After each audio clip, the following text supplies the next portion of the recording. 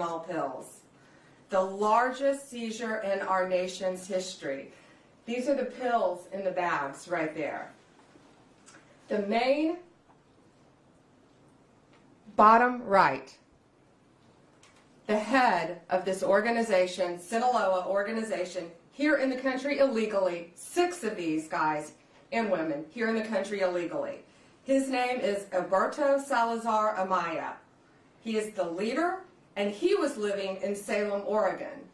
With him, they got millions of dollars, cash, cars, but the drugs were in Albuquerque, Phoenix, and Utah. That's how insulated these drug dealer cartel leaders make themselves. This was an incredible operation, and that's why I wanted all of you here behind me. It took months and months of work, investigation, leading up to smaller buys, smaller cases, to get this massive amount of drugs and guns off our streets. $5 million approximately in cash, 35 kilos of methamphetamine, 35 kilos of meth, 7.5 kilos of cocaine, 4.5 kilos of heroin, 49 rifles and pistols, all shown in the pictures. And then, of course, the 3 million pills. These pills were stamped as oxycodone. Let that sink in. 3 million pills going on our streets. 3 million pills, the streets of our country, laced with fentanyl, labeled as oxycodone. And they were in all different strengths of fentanyl within them. This operation was made possible by over 55,000 hours of law enforcement investigation. And this is a really dangerous job that these DEA agents face every day, but they are getting very dangerous drugs off of our streets each day.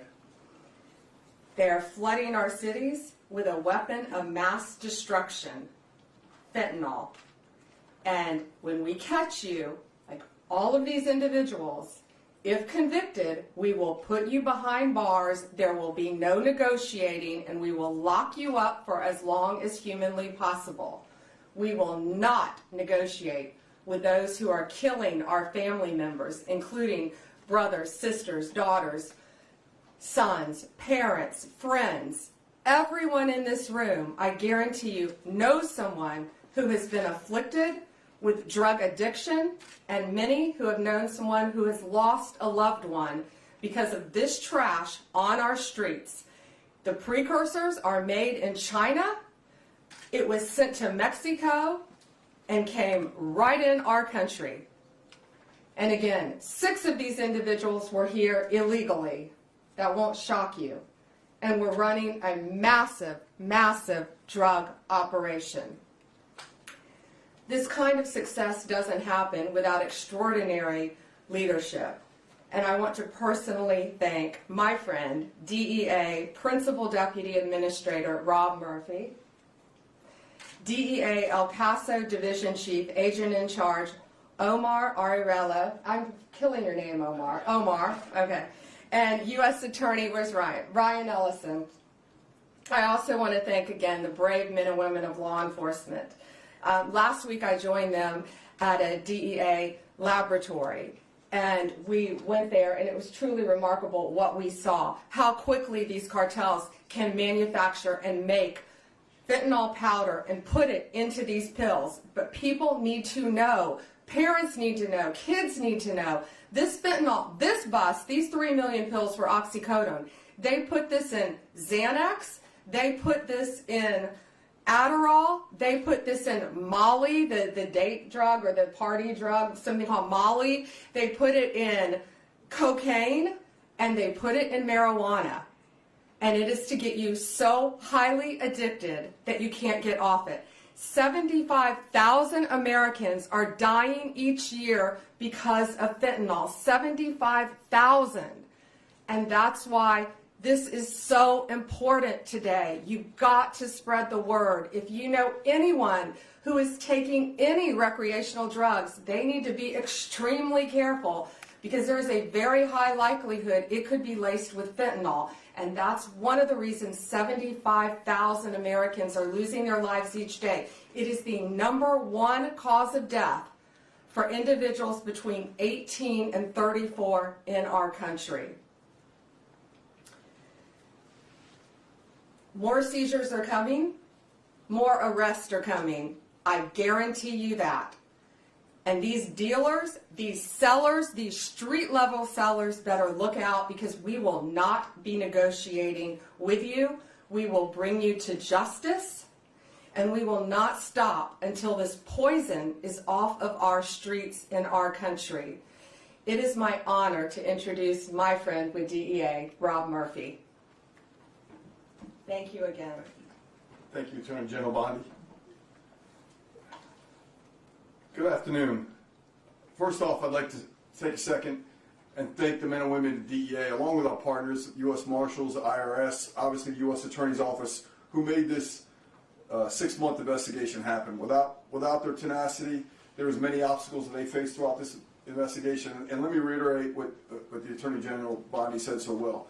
This was a major drug trafficking organization led by Alberto Salazar Amaya, operating in the United States with no regard at all for the disruption to families, addiction, and ultimately death that was probably caused for the distribution. That nearly $5 million in cash represents poison that was distributed throughout at least 6 states that we were able to identify in this country, and who knows where it went when it was sold to that first level. Obviously a major organization. This team was able to infiltrate the organization at every level. We knew how the drugs were being brought into the U.S. We've identified the main players in Mexico who belong to the Sinaloa cartel, who was recently designated by this administration as a foreign terrorist organization. We are exploiting them at every level. We continue to do that. We expect more out of this investigation. Could not be more proud of the men and women that put their lives on the line every day, doing this job, working through the obstacles to make sure that the communities they live in, the communities we all live in, continue to be as safe they can be. So thank you, Attorney General Bondi, for giving this the attention it needs, and look forward to see what happens in the future. And so with that, I'd like to introduce U.S. Attorney Ryan Ellison. Well, good afternoon, everyone. My name is Ryan Ellison, and I'm the United States Attorney for the District of New Mexico. I'm going to give you a brief overview of the investigation that dismantled one of the largest and most dangerous fentanyl operations in United States history. This case involved coordinated efforts from federal, state, tribal, and local law enforcement agencies across multiple states. As a result of this ongoing investigation, 16 individuals have been arrested, including the alleged leader, Heriberto Salazar Amaya, an illegal alien from Mexico with 2 prior removals and direct ties to the Mexican cartel.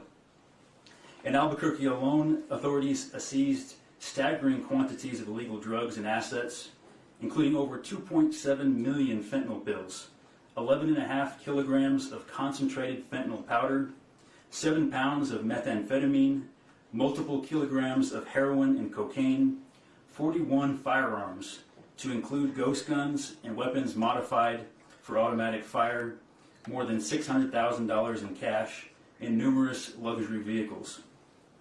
This sophisticated fentanyl and narcotics distribution network spanned New Mexico, Arizona, Nevada, Oregon, and Utah, and was responsible for distributing lethal narcotics throughout the western United States. The sheer scale and potency of this fentanyl is sobering, with enough lethal doses to kill countless Americans. All defendants faced serious federal charges related to conspiracy and distribution of fentanyl, along with additional charges for firearms offenses and immigration violations in certain cases. I would like to thank the DEA's El Paso Division, primarily the Albuquerque Field Office, as well as many other DEA field offices across the western United States, our local and federal partners, and the assistant U.S. attorneys that are prosecuting this case. Together, we have sent a clear message. We will not tolerate those who profit from poisoning American citizens. The fight continues, but today, our communities are safer, with these drugs and criminals off the streets. Thank you.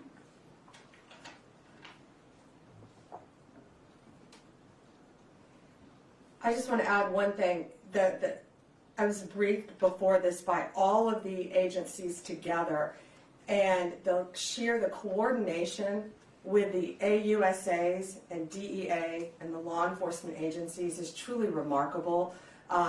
Thank you all. And again, be safe out there every day. They're out there risking their lives every day to save us and keep us safe. So thank you all. I think we're going to take a couple questions, but we are going to remain on topic today because we are here for something so serious. And I had wanted to walk out first and let you all hold this. This is how much fentanyl it takes to kill you. So if you want to come up and look at this after in this vial, you're welcome to. It looks like just a few grains of salt, and this is what it takes to kill you. Okay. Just a reminder, we're staying on topic today. Go ahead. Madam Attorney General, I was wondering if you're seeking to deport the 6 illegal aliens who are here, or to charge them first and then seek to deport them. I know there's been a number of high-profile arrests you guys have made where you've made the decision to just go after deportation versus criminal trial. This guy is the leader. He's the #1 guy. And I want them to stay in our prisons as long as possible. I have no desire to send them back to Mexico because they were coming across our border illegally. No longer will they be able to do that. But the amount of drugs, the amount of money, the amount of weapons, most of these individuals, if convicted, will remain in American prisons. Perhaps Alcatraz. Mary Margaret, Daily Wire. Thank you, Attorney General Bondi. Can you give us more information on some of these individuals up there, and can you also share whether you've had any success in getting the Mexican government to help you extradite any of these cartel members? We will be hopefully working with them on one soon. But yes, Mexico has been cooperating in the past. I think we extradited 29 here to our country to face charges. Some of the top cartel members in our nation's history, some of the worst of the worst. And we brought them here. One, in fact, is at the Kiki Camarena, right? The one, I can't think of his name. He killed Rafael, yeah. He killed Kiki Camarena, a DEA agent in the 80s. And Kiki Camareno's widow and son family had been trying to get this guy back since the 80s and could not do it. And President Trump, working hand in hand with Mexico, was able to get him back to this country. And we spoke to Kiki Camareno's widow and son, and they were both in tears. His son is now a judge, and his son had his father's handcuffs and had them engraved. And I think at some point that monster who tortured and murdered his father will be wearing those handcuffs. But he's now in American custody, along with, I think, 28 others that we were able to extradite with President Trump working with Mexico to stop this really reign of terror and this poison coming into our country. I think we have time for one more. Jake. You said that these individuals will not be deported. Can you tell us any specifics on charges and any specifics on the investigation on how this actually went down, how they were captured? So the investigation is ongoing. I can tell you it was a lot of work, a lot of great police work is all I'll say now. But I don't want to really reveal their sources and methods of how they captured and caught these guys. But what I will tell you, the top guy who I keep pointing to, he insulated himself. He was in Oregon. He had no drugs on him, but he was the leader. He had millions of dollars. He had a Mercedes. He had a truck. He had other things, but he did not have any drugs on him because he was the leader. And that's what these cartels do, whether it's Sinaloa, whether it's MS-13, whether it's TDA. The highest leaders insulate themselves. Just like the TDA guy, you may have been with us in Virginia. When we arrested him, not even half an hour away from here, he didn't have any drugs on him either. That's what they do. They live among us. They live in neighborhoods because they are the top level. So what will the charges be on that? Oh, I'm sorry. Multiple, what are the charges, guys? The multiple drug trafficking, conspiracy to traffic, multiple drug charges. but depending on the time, they need to serve their time in an American prison to keep them off the streets, and who knows where they would go next. They're part of one of the largest drug trafficking organizations and one of the most frightening cartels. Alana, last word. How are you making the decision about whether to put on trial in the U.S. defendants who are living in the U.S. illegally? You said you want this man to stand trial in the U.S., but in another case, someone who was alleged to be a top MS-13 member, the department moved to dismiss that case and is going to deport that person. How are you making that decision about whether to bring? Based on the time that they can receive in prison. If these people are all facing substantial charges, maybe that might change down the road, and they all are innocent until proven guilty. If convicted, though, they're facing a substantial amount of time in prison, and there's a very big risk. We all know releasing someone, especially to Mexico, sending them back to Mexico. Who knows? They could attempt to get through our borders, not under Donald Trump, I doubt. But they're also part of a major drug trafficking ring in Mexico. So sending them back to Mexico to continue on with their drug business isn't going to happen under this administration. Thank you guys so much. Thank you all. And if you want to see this, Alana, you may have seen this before, but if you all want to see this, it really puts it in perspective how deadly this stuff is. And that's what I wanted you all to see. Thank you all.